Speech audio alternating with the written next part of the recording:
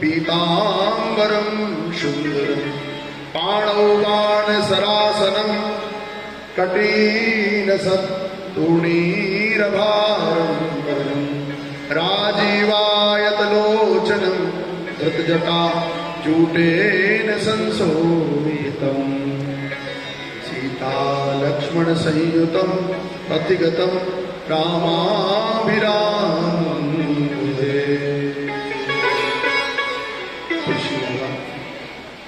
भगवान को वंदना करते हैं, भगवान शंकर को प्रणाम करते हैं, महादेव को वंदन करते हैं और भगवान का दिव्य स्वरूप जटाजूट धारण किए हुए वनवासी प्रभु श्री राम का दर्शन करते हैं, प्रणाम करते राम लक्ष्मण जानकी जी को। और भोले बाबा सुना रहे मां भवानी को कि देवी जो चरित्र में सुनाने जा रहा हूं ये चरित्र बड़े बड़े पंडितों की बुद्धि भी विमूढ़ हो जाती है, इसलिए सावधान होकर सुनना। सावधान किया। उमा राम गुण गूढ़ पंडित मुनिग पावहि विरति पावहि मोहि विमुग्न धर्म रते। इसलिए सावधान होकर सुनना।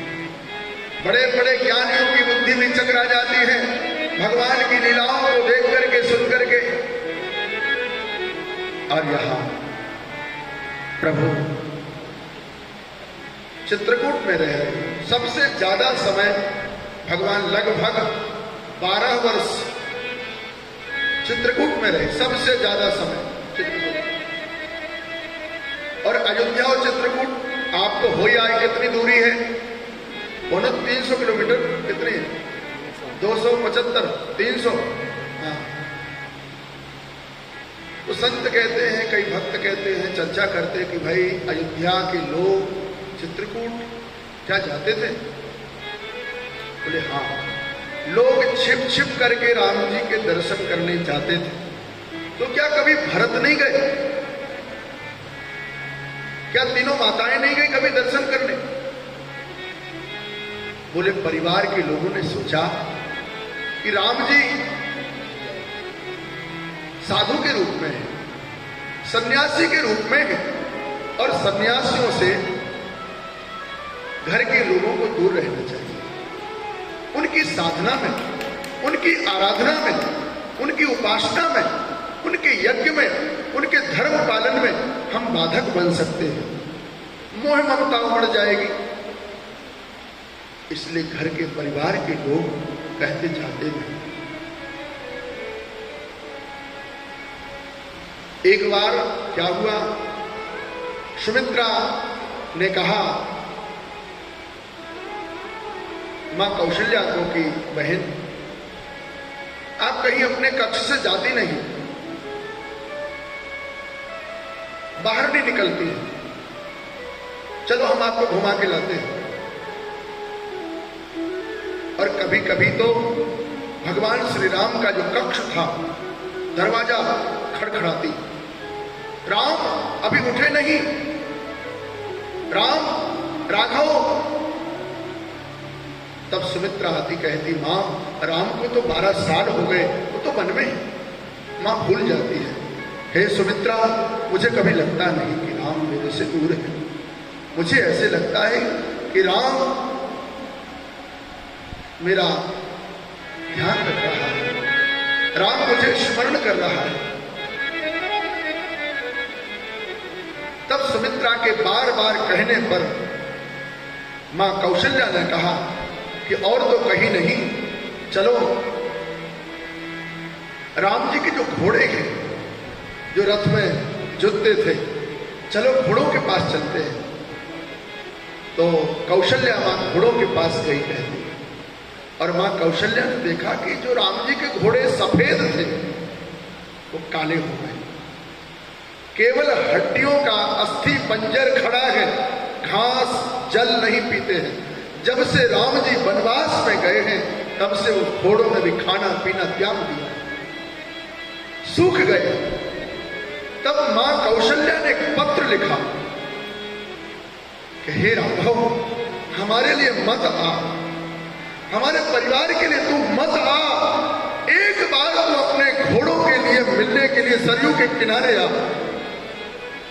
इन घोड़ों की क्या दशा हो गई, ये मूक प्राणियों ने क्या अपराध किया। बेटा राघव, तू एक बार जरूर आ जा। ऐसा मां कौशल्या पत्र में लिखती। फिर मां लिखती है कि बेटा राम, ऐसा नहीं कि तेरे घोड़ों की सेवा पूजा भरत नहीं करता है, पादुकाओं से ज्यादा तेरे घोड़ों की पूजा भरत करता है, लेकिन तू एक बार सरयू के किनारे आ। मां पत्र में लिखती है कि राघव एक बार, लेकिन भरत जी महाराज भी नहीं गए। भरत क्यों नहीं गए? आपको पता है कि भरत जी कौन है? तुलसी बाबा ने कहा है कि मधु पे है भरत जी, और ये अयोध्या मानो एक कमल का फूल है, और कमल का फूल का स्वभाव होता है जब सूर्य उदय होता है तब कमल खिलता है, और भौरा बैठ जाए कहीं और सूर्यास्त हो जाए तो भौरा लकड़ी को काट सकता है, जमीन को कुरेद सकता है, लेकिन कमल के फूल को कभी नहीं काटता है। उसको इतना आसक्ति है, प्रेम है कमल के प्रति। तो संतों ने कहा कि अयोध्या में, अयोध्या रूपी कमल के फूल पे मानो भरत जी भौरा के रूप में बैठ गए, और सूर्य अस्त हो गया, कमल बंद हो गया, और फिर कभी अयोध्या में सूर्य उदय नहीं हुआ। राम के जाने के बाद यहां कभी सूर्य उदय नहीं हुआ। बोले अस्त हो गया, क्योंकि जहां राम है वहीं अवध है, और राम जहां वहां अवध। जहां राम नहीं वो अवध नहीं। राम वन में गए तो राम बोले वहां भी अवध कर दिया।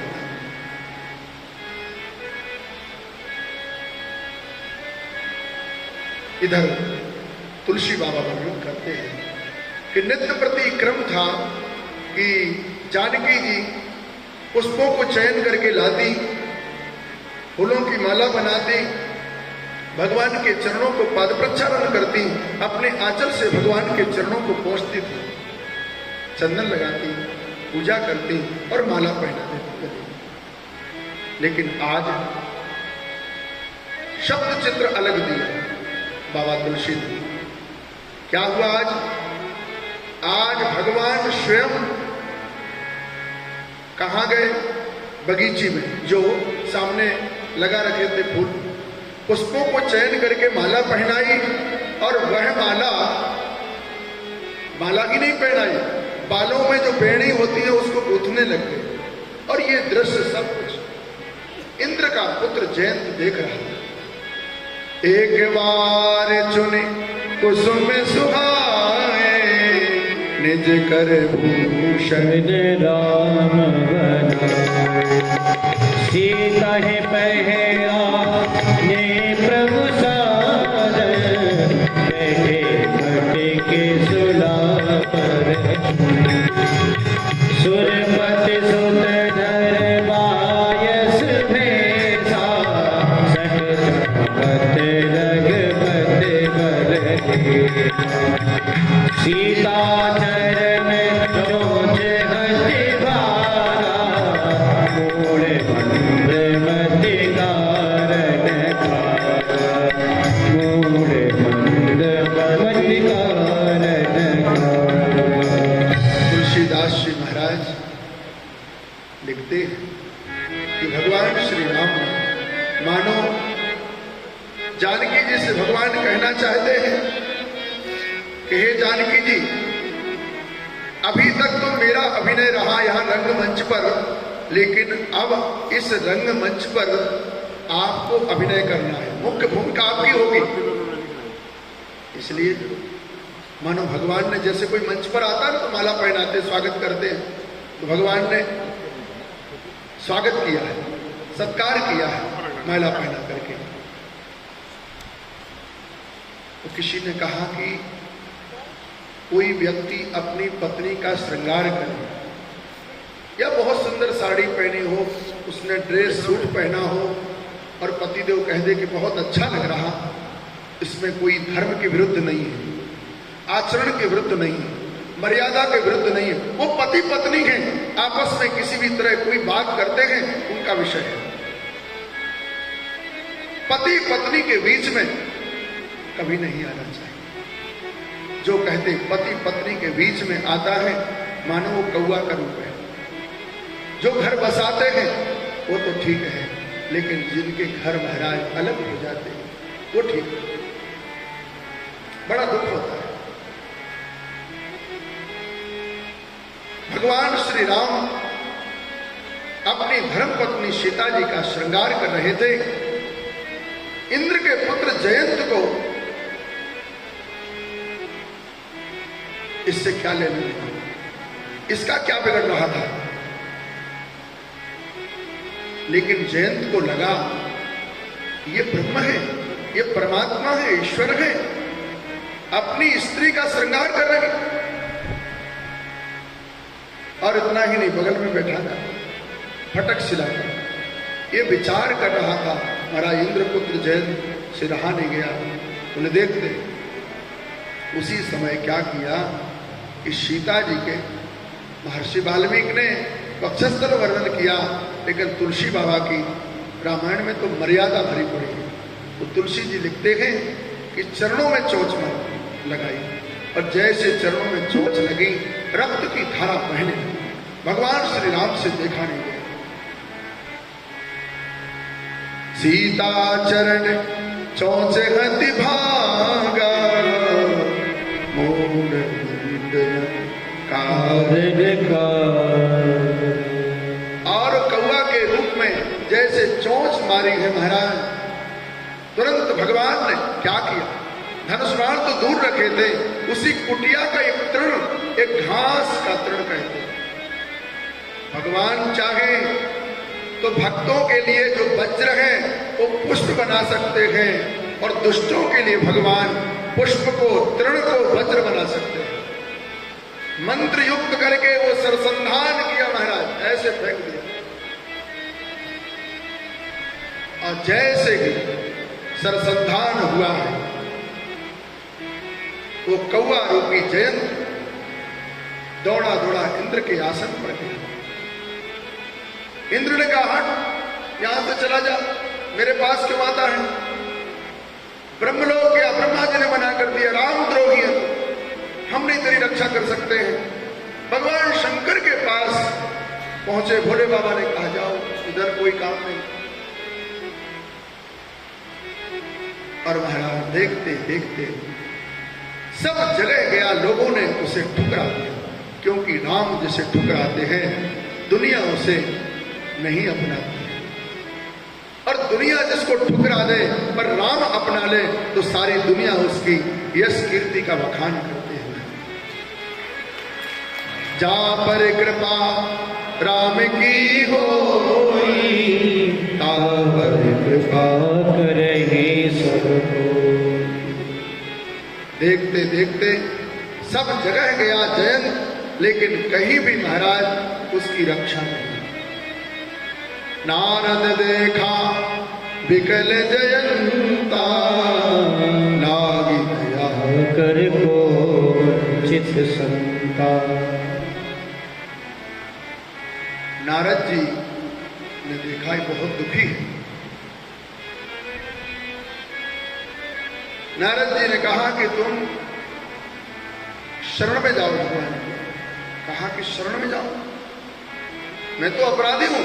अरे मूर्ख, तू पहले ये बता तूने गलती किसकी की? बोले राम जी की। और क्षमा मांगने तू ब्रह्मलोक जा रहा, तू क्षमा मांगने इंद्रलोक जा रहा, तू क्षमा मांगने शिवलोक जा रहा। और संसार में भी यही दशा है कि हम गलती करते हैं लोगों की, किसी न किसी का दिल दुखाते हैं और क्षमा याचना मंदिर में मांगने जाते हैं, प्रभु हमें क्षमा कर दो। सबसे पहले तो जिसके लिए हमने अपराध किया है, हमने दुख पहुंचाया है, पीड़ा पहुंचाई है, हम उससे क्षमा मांगें। मंदिर वाले ठाकुर तो हमें बाद में उनसे क्षमा मांग लेना, लेकिन जिसका दिल दुखाया। नारद जी ने कहा तूने अपराध किसका किया? राम जी का। और क्षमा मांगने के लिए दुनिया में जा रहा है, इधर उधर घूम रहा, भटक रहा है। बोले प्रभु मैं क्या करूं, मैं अपराधी हूं, मैंने अपराध किया है, जघन्य अपराध किया है, और अब मेरा कोई भी रास्ता नहीं, आप ही कोई ना कोई रास्ता बताइए। नारद जी ने कहा तुम भगवान की शरण में चले जाओ। किस मुंह लेके जाऊं, मैं क्या कहूंगा? नारद जी ने कहा तुम भगवान से कहना कि प्रभु आपके प्रभाव को दुनिया में देख लिया है, जिसको आप ठुकराते हैं, जिसको आप अपने शस्त्र से या अस्त्र से प्रयोग करते हैं, दुनिया उसकी रक्षा नहीं कर सकती। हमने दुनिया में ब्रह्मांड में आपके प्रभाव को देख लिया है, अब आपके स्वभाव को देखना चाहिए। आपका स्वभाव कैसा है? प्रभाव तो हमने देख लिया। तब काकभूषण जी लौट के आया, भगवान की शरण में आया और भगवान ने जानकी जी की ओर देखा। जानकी जी से क्षमा कर दे। जानकी जी ने कहा प्रभु कोई छोटा सा नन्हा सा बच्चा अपनी माँ की गोद में मलमूत्र त्याग देता है, और कितनी कीमती बहुमूल्य की वो वस्त्र हो, वो सूट हो, साड़ी हो, लेकिन कोई भी माँ बच्चे को जमीन पर नहीं फेंकती है। अबोध है, अल्पज्ञ है, शिशु है, अज्ञानी है, उस बच्चे को क्या पता? जानकी जी ने कहा प्रभु इसके अपराध को क्षमा करो। और भगवान ने कहा ठीक है देवी आप कहती हो तो क्षमा कर देता हूं। और भगवान ने वो जो शस्त्र लगा हुआ था वो निकाला। तब से महाराज कौआ की कहते एक आंख हो गई। तभी से पहले दो आंख होती थी, आप देखो कि एक ही आंख होती, इधर से उधर घूमती रहती है। और भगवान भक्त वत्सल है प्रभु। प्रभु ने क्षमा कर दिया। भगवान को लगा कि चित्रकूट में अब सब लोगों ने मेरे प्रभाव को देख लिया और मैं नहीं चाहता हूं मैंने अपनी भगवत्ता का यहां प्रदर्शन करूं। मुझे भगवत्ता को छिपाना है, मुझे अपने ईश्वर को छिपाना है, मुझे तो गुप्त रूप में वास करना है। भगवान तो यही चाहते थे। तब कहा कि अब यहां से हमें चलना चाहिए। और तब महाराज अत्रि मुनि के आश्रम में जाकर के, और ये अत्रि मुनि आपको पता है बड़े तपस्वी संत हैं। इनका नित्य प्रति नियम था, चित्रकूट से चलकर के प्रयाग में जाते थे गंगा मैया में स्नान करने। और अत्रि मुनि जब वृद्धावस्था को प्राप्त हो गए तो अनसुईया मैया को अच्छा नहीं लगता था, बड़ा दुख होता था कि चित्रकूट से पैदल चल करके गंगा मैया में स्नान करने जाते हैं मेरे पतिदेव। तब कहते गंगा मैया की अनसुईया मां ने आराधना की, गंगा मैया प्रकट हो गई। तो गंगा मैया ने कहा कि देवी वरदान मांगो, क्या चाहिए? बोले हे मां मेरे पतिदेव को गंगा बहुत दूर है, इसलिए हमारे आश्रम के सामने ही आप प्रकट हो जाओ एक रूप में। और गंगा मैया गुप्त गोदावरी के रूप में वहां प्रकट हो गई। बोले गंगा मैया की जो ऐसी महान नारी सती, पातिव्रत धर्म का पालन करने वाली, ब्रह्मा विष्णु महेश को शिशु बना देने वाली इतनी शक्तिशाली महान नारी, और जानकी जी ने अनुसुईया माँ से उपदेश लिया है। और अनुसुईया माँ कहती है एक ही धर्म एक व्रत लेवा, काय वचन पति पद प्रेम। पातिव्रत धर्म का उपदेश किया है और कहा कि आप तो जगत जननी हैं, मैं आपके माध्यम से अपनी वाणी को प्रकट करना चाहती हूँ, आपके माध्यम से जगत को उपदेश देना चाहती हूँ कि कैसे जीवन अपना चाहिए। बड़ा ही उपदेश किया है। अत्रि मुनि ने स्तुति की है, नमामि भक्तं वत्सलं कृपानुशील कोमलं, भजाते पदाम्बुजं अकामिनां सुधामदं, निकामस्या सुंदरं भवांगुनाथमंदिरं, प्रफुल्लकन्दलोचनं मदालयोऽसुलोचनं, प्रलम्ब बाहु विक्रमं प्रभु अप्रमेय वैभवं, निसंग चाप सायकं धरं त्रिलोचनायकं, दिनेश वंश मंडलम महेश चाप खंडनम, मुनीन्द्र संत रंजनम सुरारि वृंद भंजनम, मनोज वैर वंदितम अजादि देव सेवितम, विशुद्ध बोध विग्रहम समस्त दोषणापहम, नमामि इंदिरापतिम सुखाकरम सदा गतिम, भजे सशक्ति सानुजम सचीपति प्रियानुजम, पदंग्रिमूल नरा भजन्ति हीन मत्सरा, पतन्ति नो भवानवे विवर्ग बीच संकुले, विविक्त काशिनाशनम भजन्ति मोक्षे मूला, दस्य इंद्रियादिकं प्रयान्ति ते गति नमेक अद्भुतं प्रभु जगद्गुरुं च शाश्वतं तुरीयमेव केवलम्, भाववल्लभं योगिनां सदुर्लभं, स्वभक्तकल्पगात्रं समोऽसुरेभ्यमानः, अरूपरूपभूतं नतोऽस्मिन् प्रसीद मे नमामि पदाम्बुजम्पते मे, पठत्येष्टवमिदं नरारणेव ते पदं, भजन्ति नात्र संशयं त्वदीयभक्तिसंयुता। अत्रि मुनि ने दिव्य स्तुति की महाराज। और आगे चल करके जो है सर्वंग नाम के मुनि थे, मृत्यु सामने आ गई थी। मृत्यु देव को रोक दिया कि हे मृत्यु दो अभी मत आओ, क्योंकि मेरे प्रभु श्री राम आ रहे, मुझे दर्शन कर लेने दो। और मृत्यु को बाधित कर दिया था। कई लोग कहते हैं ऐसा कैसे हो सकता है। गुजरात में एक जगह एक बाबा जी थे जिनका नाम था सियाराम दास जी महाराज।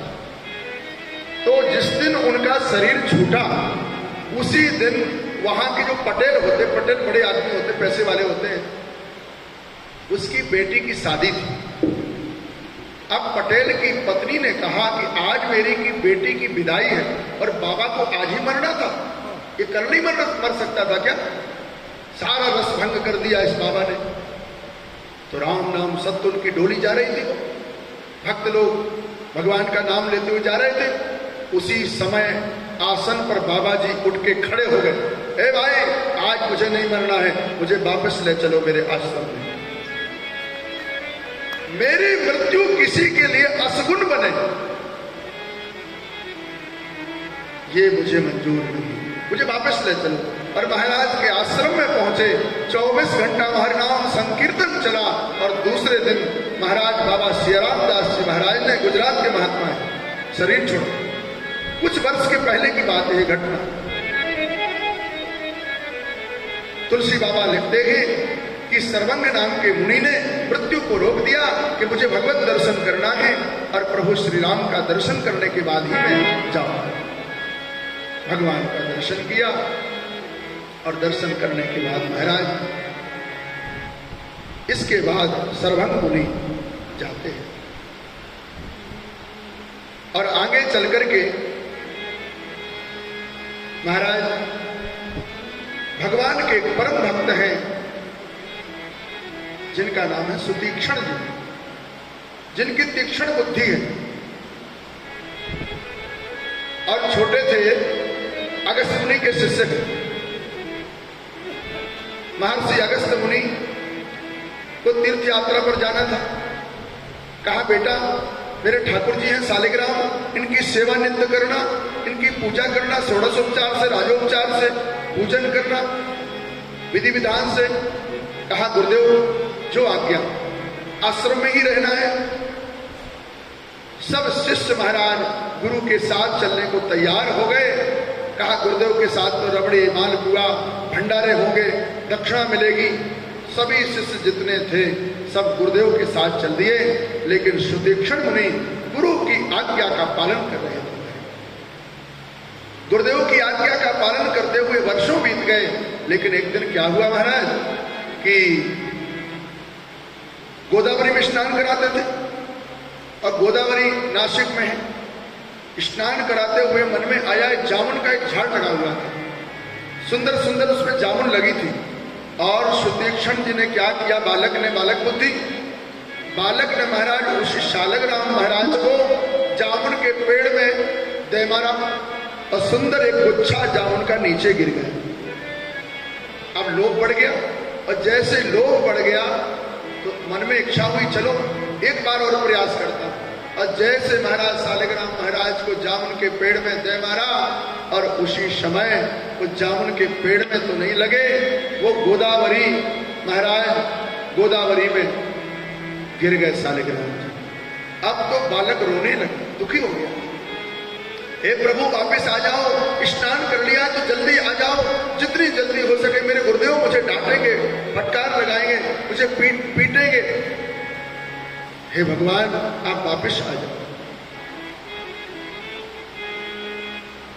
अब महाराज क्या किया, कुछ दिनों के बाद गुरुदेव आ गए, आश्रम में आए। तो गुरुदेव आए आश्रम में, ठाकुर जी को स्नान करा रहे थे। जैसे स्नान किया तो आपको पता जामुन का ऊपर का छिलका निकल गया, लाल लाल हो गया। सुतीक्ष्ण इधर आओ, ये क्या हुआ? बोले गुरुदेव पुनि पुनि चंदन, पुनि पुनि पानी, बार बार स्नान कराते ना, चंदन लगाते तो थोड़ा ये जो श्याम वर्ण का रंग था वो दूर हो गया, लालिमा प्रकट हो गई। देखा ये तो जामुन है, मेरे सालिग्राम कहाँ गए? मेरी गुरु परंपरा से मेरे ठाकुर को तुमने कहा, किसको दिया, क्या किया? गुरुदेव मैं क्या करूं? जामुन के पेड़ पर मैंने विचार किया कि आज जामुन का भोग लगाऊं ठाकुर जी के लिए, लेकिन जामुन के पेड़ में न लग करके ठाकुर जी गोदावरी में चले गए। दुष्ट नालायक, आज के बाद तो आश्रम में नहीं आएगा। अगर आश्रम में आना हो तो मेरे ठाकुर मेरे वापस लाना। और महाराज सुतीक्ष्ण मुनि जी महाराज को देखा, आज प्रभु आए सुतीक्ष्ण जी के आश्रम में, भगवान स्वयं चल करके आए हैं दर्शन देने के लिए। सुतीक्ष्ण का ध्यान अवस्था, भगवान ने हृदय में ध्यान को अदृश्य कर दिया और जिस स्वरूप का ध्यान अंदर कर रहे थे हृदय में, वही स्वरूप, वही छवि, सिया राम की छवि, सीताराम की छवि का दर्शन हो गया। और गदगद हो गए, बड़े प्रसन्न हो गए, महाराज आनंदित हो गए, बहुत ही आनंदित हुए। सुतीक्ष्ण मुनि ने कहा कि प्रभु आपने मुझे दर्शन दिया है, अब आप कृपा करके मेरे गुरुदेव को भी दर्शन दे दीजिए। तो आगे आगे सुतीक्ष्ण चल रहे थे और अगस्त मुनि के आश्रम में पहुंचे और भगवान को कहा कि प्रभु मेरे गुरुदेव का आश्रम आ गया है, मैं आगे चलता हूं, गुरुदेव को सूचना करता हूं। गुरुदेव दशरथ नंदन राम आए हैं, राजा आए हैं, तो अगस्त मुनि ने विचार किया कोई राजा आए होंगे, वन में आए होंगे तो मेरे यहाँ आए, मुझे क्या लेना देना। तब कहा नहीं, जो पूर्ण ब्रह्म परमात्मा है वही ब्रह्म श्री राम आए। और अगस्त मुनि महाराज के आश्रम में आकर के प्रभु ने अगस्त मुनि को दर्शन दिए, प्रणाम किया। अनेक प्रकार के मंत्र विद्या अगस्त मुनि ने भगवान श्री राम को दी। और यहां लिखा है कि भगवान श्री राम ने क्या देखा, एक दृश्य, हड्डियों के पहाड़ लगे हैं। अस्थि समूह देखी रघुराया, ऊंची मुनि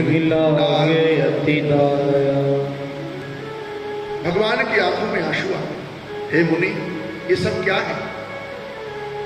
बोले राक्षसों को भूख लगती है, ऋषि मुनियों को भोजन ग्रास में खा जाते हैं, इतने दुष्ट हैं। और वही हड्डियों का ये ढेर लगा हुआ है, एक ढेर नहीं है, जगह जगह कई जगह ढेर लगेंगे। इतने दुष्ट, इतने आतताई, इतने अधर्मी कि ऋषि मुनियों को नहीं छोड़ते हैं और कच्चा खा जाते महाराज, हड्डियों के ढेर लगे हुए। भगवान ने प्रतिज्ञा की, निश्चर हीन करहु मई भुजन, उठाए प्रण की, सकल मुनि के आश्रमन, जाय जाय सुख दीन। मुनि अगस्त्य कर शिष्य सुजाना, नाम सुतीक्षण रति भगवान।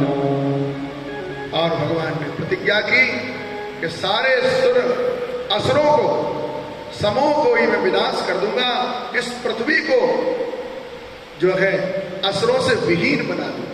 भगवान ने कृष्ण प्रतिज्ञा की।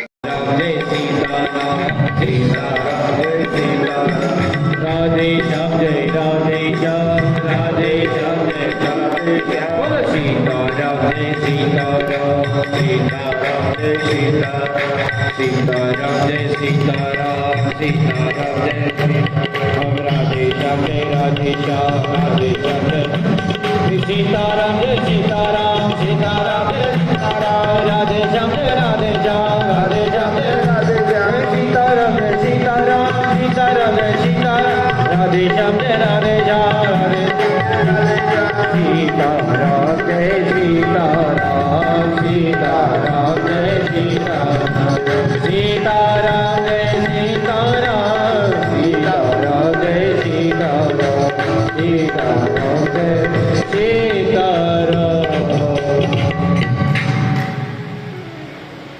हमारे तिलकराज जी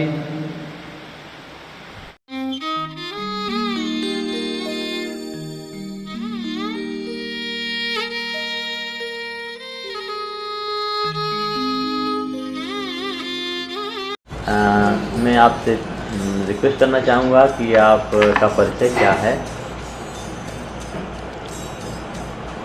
मैं Mohan Gupta, president natural lifestyle Delhi की ओर से यहाँ पर हम प्राकृतिक जीवन शैली के आधारित शिविर लगाने आए हैं, जिसका आयोजन यहाँ के स्वस्थ संत सेवा ट्रस्ट के द्वारा हुआ है। और यहाँ बहुत लोगों ने, असंख्य लोगों ने इससे लाभ प्राप्त किया है और बिना दवाई के स्वस्थ जीवन जीने की प्राकृतिक तरीके से जानकारी ली है। जी, यहाँ पर जो स्वस्थ सेवा ट्रस्ट पर आप आए हुए हैं, यहाँ आप देख रहे हैं इस सेवा कार्य को, इसके संबंध में आपके क्या विचार है? यहाँ ठहरने के बाद जब हमने यहाँ जो रोगी ठहरे हुए हैं, जो दाखिल हैं, उनको मिले और उनसे जानकारी मिली कि उनको निःशुल्क दवाई, सेवा, रहने का प्रबंध, भोजन सब कुछ मिल रहा है। उनको यहाँ पर किसी किस्म की कोई तकलीफ़ नहीं है। और यहाँ पर इतने बड़े बड़े घाव की मल्लम पट्टी होते हुए भी हमने देखा, जो कि आम व्यक्ति उसको देख के ही चकरा जाए। तो इस तरह के रोगियों को, जिनको कोई, अगर उनके परिवार में, अपने परिवार में किसी मेंबर को इस तरह की बीमारी हो जाए, अपने घर में भी रखना पसंद नहीं करेंगे। तो इस तरह के असहाय लोगों को ये कहीं से किसी अपने प्रयास से ढूंढ के लाते हैं, उठा के लाते हैं। और फिर यहाँ के जो इस ट्रस्ट के चलाने वाले हैं, महंत, संत, श्री राम कुमार दास कोठारी जी, वो खुद अपने हाथों से उनको नहलाते हैं और उनकी सेवा करते हैं। हमने जब सारा प्रोग्राम देखा हम बहुत प्रभावित हुए। वास्तव में इस तरह का काम दुनिया में करने वाले बहुत कम लोग होंगे। एक बात हम जरूर इस बीच में आपको कहना चाहेंगे, क्योंकि हम थोड़ा सा उनको जानते हैं किंतु उनके नाम के आगे कहीं महंत शब्द हमने नहीं पढ़ा है ना सुना है, इसलिए मैं जहाँ तक अभी तक जानता हूँ केवल राम कुमार दास कोठारी उनको जानता हूँ। तो इसमें आपने जो देखा है कि इस तरह से आप हार्दिक स्नेह प्रकट कर रहे हैं, तो इस संस्था के प्रति विश्व के लोगों को आप क्या संदेश देना चाहेंगे? हम विश्व के लोगों को ये संदेश देना चाहेंगे कि इस तरह की संस्था जहाँ भी काम करती हो, उस संस्था को जितना भी हम अपनी तरफ से सहयोग दे सकें। कोई भी व्यक्ति आगे आना बहुत मुश्किल काम होता है। आगे आने का काम तो ये ट्रस्ट कर रहा है, लेकिन पीछे से सपोर्ट इनको तन मन धन से पब्लिक की तौर से अगर पीछे से सपोर्ट मिलेगी तभी इस तरह की संस्थाएं चल सकती हैं और आगे बढ़ सकती हैं, क्योंकि इन संस्थाओं का कोई सोर्स ऑफ इनकम नहीं होता। जब हर काम निःशुल्क है तो पैसा कहाँ से आएगा, सहयोग कहाँ से मिलेगा, मैन पावर कहाँ से आएगी। तो इस तरीके से अगर जो समर्थ लोग हैं वो अपनी आमदन का कुछ भाग ऐसे इन्हीं संस्थाओं को जो बिल्कुल निःशुल्क और निस्वार्थ भाव से काम करती हैं उनको सहयोग करेंगे तो ये संस्थाएं बढ़ेंगी, फूलेंगी और आम जनता को लाभ होगा। तो क्या आप 100% आश्वस्त हो चुके हैं कि यहाँ जो सेवा हो रही है ये एकदम सही है?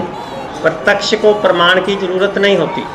जो चीज़ आदमी अपनी आंखों से देख लेता है उसके लिए किसी के आश्वासन देने की ज़रूरत नहीं होती और किसी के दिखाने की ज़रूरत नहीं होती।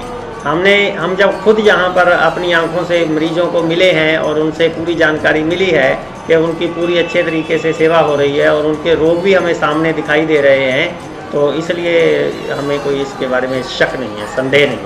बहुत बहुत धन्यवाद। और मैं आपसे निवेदन करूंगा कि इस शहर में आप प्रतिवर्ष अवश्य आया करें एक बार, और इसी प्रकार से इन असहाय गरीबों को सौहार्द प्रदान करते रहें।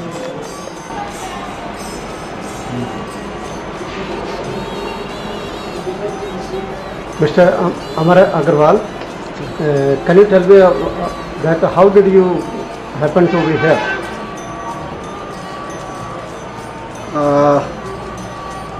First of all, I'll congratulate to this organization chief, Mr. Kothari. Mr. Kothari. Mr. Mohan Gupta.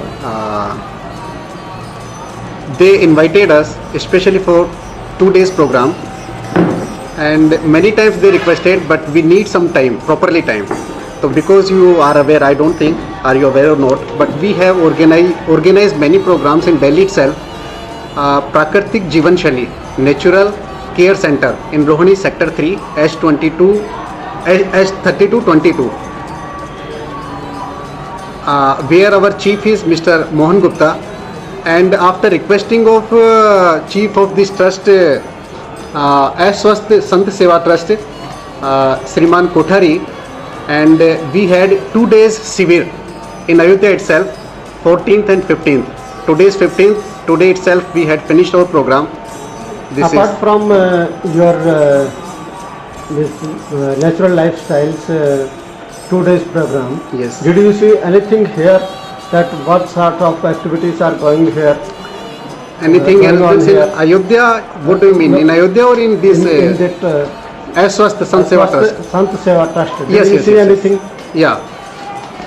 Frankly speaking, in my whole life, till the age of 38, I never seen such kind of organization who is believing in men, and we are seeing God in. Really, I am slightly interested in Adhyatmic also, spiritual also. That's why I can tell you one thing. This is the first organization in my life who has given properly education and properly direction to other society of members, and practically they are giving medicines, food, rest and bedrooms to Sant Samaj and other people of poor, or they have inability of money or health, they are providing very good. We have seen by our eyes, there is no doubt. This is very good organization. We are inspired because of their work. Can you tell any achievement or anything that impressed you?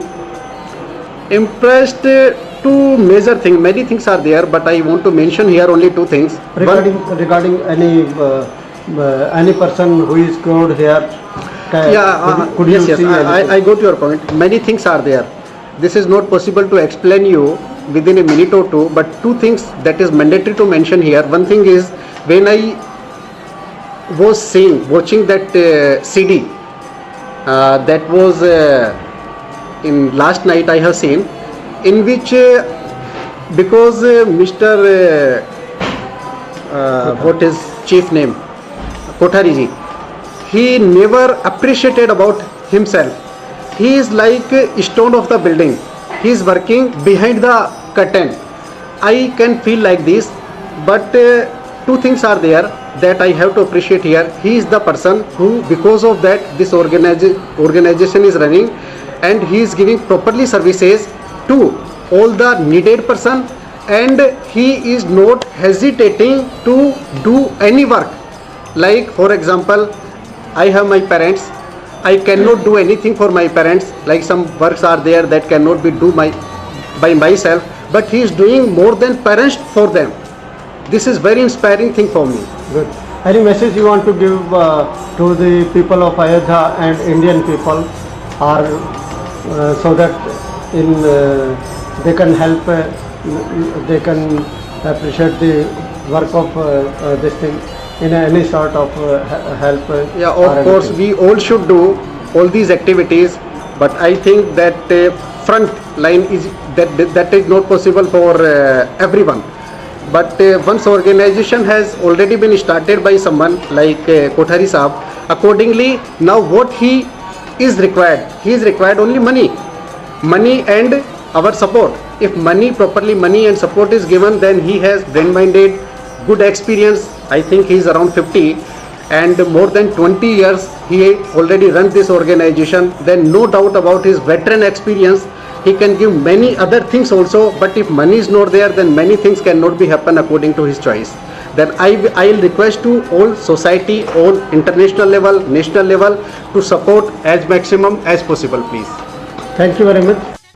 एक बार स्वयं पधार कर अवश्य देखिए दिल से।